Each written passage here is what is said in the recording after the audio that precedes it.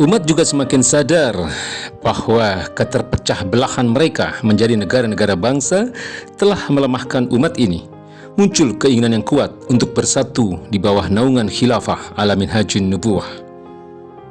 Ini tidak akan bisa dibendung oleh siapapun karena merupakan janji Allah dan kabar gembira dari Rasulullah Sallallahu Alaihi Wasallam akan kembalinya khilafah ala minhajin nubuwah.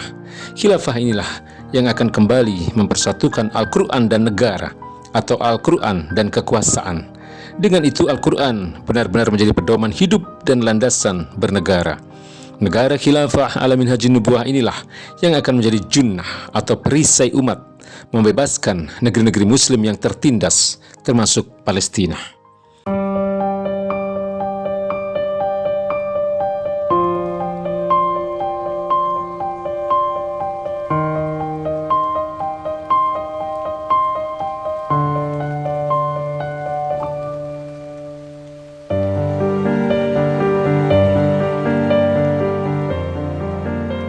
Al-Quran menjadi istimewa dan berkah bagi kita.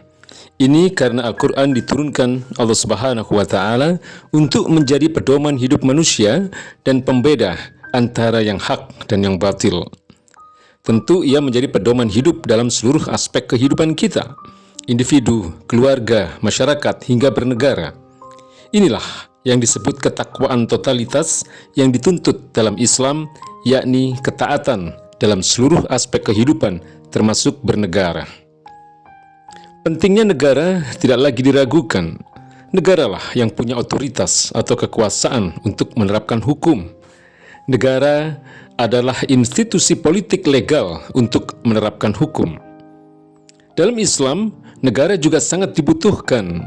Islam dan negara tidak bisa dipisahkan, bagaikan saudara kembar. Al-Quran memerlukan kembaran atau pasangan agar dapat teramalkan sebagai petunjuk bagi manusia, yaitu kekuasaan atau as-sultan. Inilah pengertian kekuasaan atau pemerintahan. Demikian sebagaimana yang dijelaskan Syekh Abdul Qadir Zalum. Kata al-hukmu, al-mulku, dan as-sultan mempunyai pengertian yang sama, yaitu kekuasaan atau pemerintahan. Maknanya adalah otoritas atau kewenangan untuk melaksanakan hukum atau peraturan, atau merupakan aktivitas kepemimpinan yang diwajibkan oleh syariah atas kaum muslimin. Hubungan erat kekuasaan atau negara dengan Al-Quran atau agama ini telah dijelaskan oleh Imam Al-Ghazali dalam kitabnya Al-Iqtisad fil I'tiqad. Agama dan kekuasaan seperti dua saudara kembar. Agama adalah asas dan kekuasaan adalah penjaganya. Apa saja yang tidak mempunyai asas akan runtuh. Apa saja yang tidak mempunyai penjaga akan hilang. Al-Ghazali dalam kitabnya Al-Iqtisad fil I'tiqad. Rasulullah SAW tentu tahu persis tentang pentingnya kekuasaan ini. Maka dari itu, sebelum hijrah, beliau pernah berdoa kepada Allah Subhanahu wa Ta'ala agar diberi kekuasaan yang menolong, yaitu kekuasaan yang menolong agama Islam atau Sultanan Nasirah. Allah Subhanahu wa Ta'ala berfirman yang artinya, katakanlah Muhammad, Tuhanku, masukkan aku ke tempat dan keadaan apa saja dengan cara yang benar, keluarkan pula aku dengan cara yang benar, dan berikanlah kepadaku dari sisimu kekuasaan yang dapat menolong atau Sultanan Nasirah. Quran Surat Al-Isra ayat 80.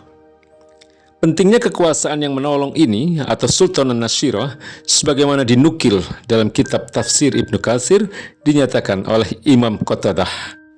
Beliau berkata, Nabi Muhammad SAW telah memahami bahwa beliau tidak mempunyai kemampuan menegakkan urusan ini, maksudnya agama Islam, selain dengan kekuasaan yang menolong.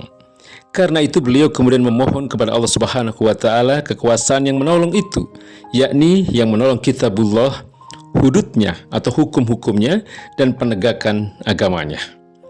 Dengan kekuasaan atau as-sultan akan dapat dicegah apa yang tidak dapat dicegah oleh Al-Quran.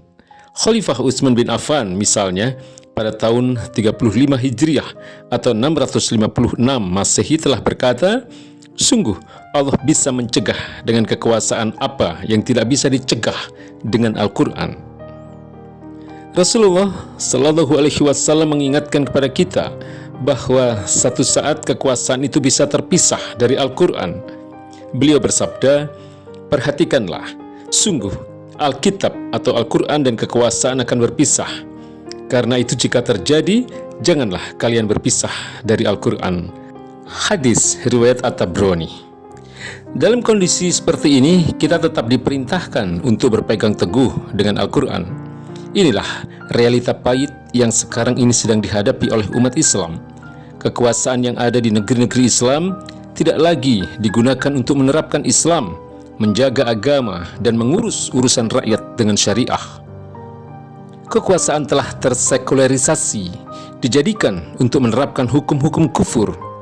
Puncak terpisahnya kekuasaan ini dari Al-Quran adalah saat Mustafa Kemal Atatürk bekerja sama dengan Inggris membubarkan Khilafah Islamiyah pada tahun 1924. Sejak saat itu, penderitaan di tengah-tengah umat semakin bertambah-tambah.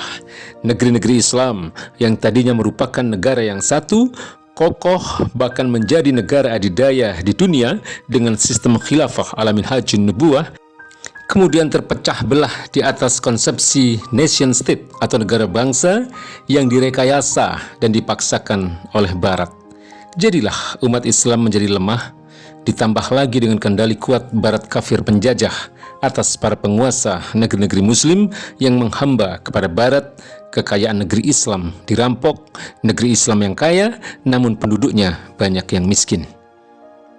Tidak hanya itu, nyawa kaum muslimin pun menjadi sangat murah, tidak berharga, seperti yang dipertontonkan Barat yang dengan gamblang mereka mendukung terhadap genosida umat Islam di Palestina.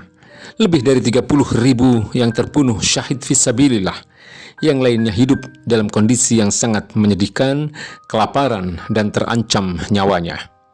Sementara itu, para penguasa negeri Muslim tidak melakukan tindakan nyata yang bisa menghentikan kekejaman entitas penjajah Yahudi ini.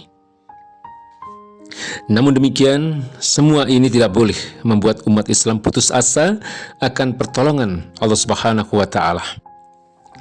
Kekejaman yang dilakukan negara kafir imperialis dengan bantuan pengkhianatan para penguasa negeri-negeri Muslim sungguh menjadi pertanda akan semakin dekatnya kejatuhan mereka.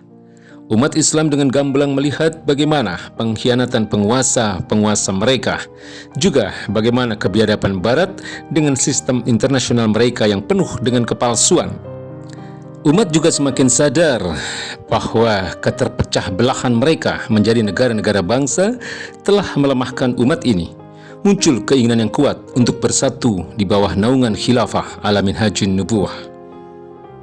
Ini tidak akan bisa dibendung oleh siapapun karena merupakan janji Allah dan kabar gembira dari Rasulullah Sallallahu Alaihi Wasallam akan kembalinya khilafah ala minhajun nubuwah.